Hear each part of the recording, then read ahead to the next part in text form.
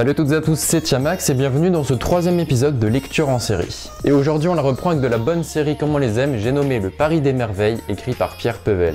On se retrouve ici avec un univers steampunk au 19e siècle. Univers qui de plus est doté de magie. Mais pas comme dans Harry Potter et 80% des univers magiques, où les protagonistes doivent se cacher pour échapper au bûcher. Ici, l'univers magique s'est révélé à l'univers non magique. Ce qui fait que les magiciens, les fées, les gnomes et autres créatures magiques se baladent au calme au milieu des personnes lambda sans que ça pose aucun souci. Les magiciens ont même des cabinets à leur nom pour aider les personnes lambda à se débarrasser des problèmes d'origine magique. Durant toute la saga, on suit Louis Griffon, un magicien du cercle Cyan. Les magiciens sont en effet regroupés en cercles. Il y a le cercle Incarnat, c'est les faillots. Les Cyans, c'est les rebelles avec un cerveau. Les blancs, voilà, racistes. Et les or. Ceux-là on les connaît pas trop en fait, c'est un peu des bolos. Les magiciens, en plus d'avoir des pouvoirs, peuvent vivre plusieurs centaines d'années. C'est quand même assez pratique. Notre héros a donc un long passé tumultueux derrière lui. Et dans la saga, il va devoir faire face à des problèmes aussi divers que mystérieux. Problèmes qui, souvent, prennent origine dans ses longues années d'existence. Mais la saga est-elle bien? Franchement, elle est trop bien. Mais t'es qui, toi? Bah, je suis ton subconscient. Ouais, mais non, laisse-moi faire ma vidéo. Le premier point positif est la qualité des couvertures.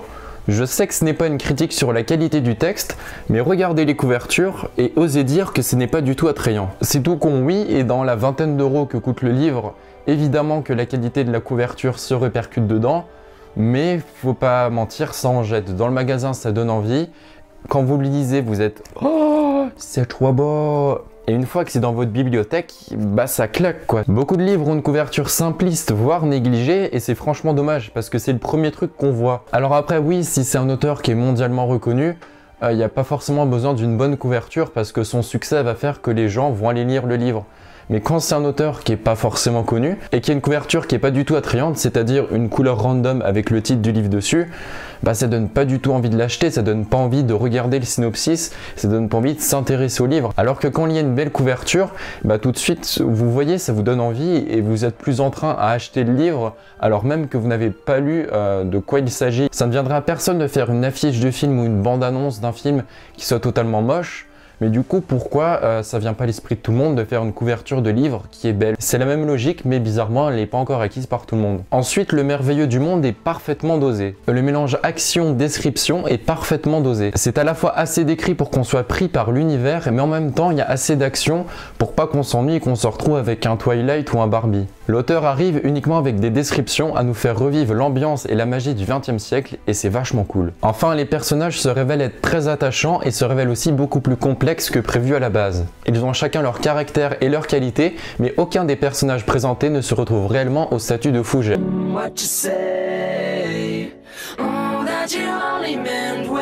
L'auteur n'hésite pas à chambouler et à casser certains codes par moment, et c'est vachement cool. Après, il reste quelques fois sur des bases scénaristiques, et c'est un peu dommage. Bon, passons désormais au point négatif de cette saga. Une souris verte qui courait dans l'herbe, je l'attrape par la queue, je la montre à ces messieurs.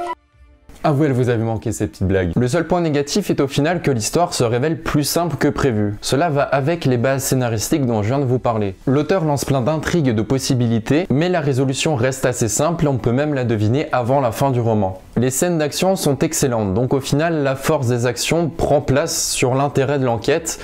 Donc ça s'arrange un peu entre les deux et ça passe au final, mais c'est juste un peu dommage. On peut également rajouter les facilités politiques entre Ambremer et Paris. Je vous ai pas parlé d'Ambremer. Toutes les créatures magiques et les mages viennent de l'outre-monde, c'est-à-dire le monde parallèle à notre monde à nous. Ceux qui sont un peu les chefs, ceux qui dirigent un peu tout dans l'outre-monde, c'est les fées et leur cité s'appelle la cité d'Ambremer.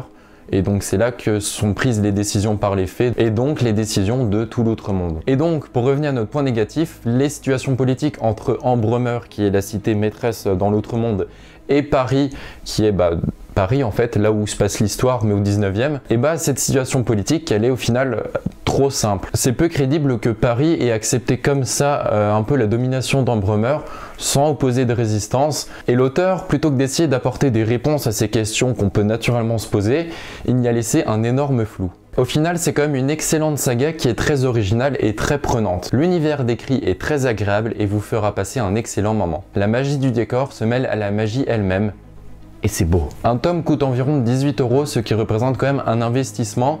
Et vu qu'il y a 3 tomes, ça fait à peu près presque 60 € la saga, ce qui est quand même pas mal, mais c'est un bon investissement, je vous promets que vous ne le regretterez pas. C'est franchement une très bonne saga, l'univers est magnifique. Si vous avez un petit peu d'imagination, tout de suite vous allez être transporté dans un univers magnifique.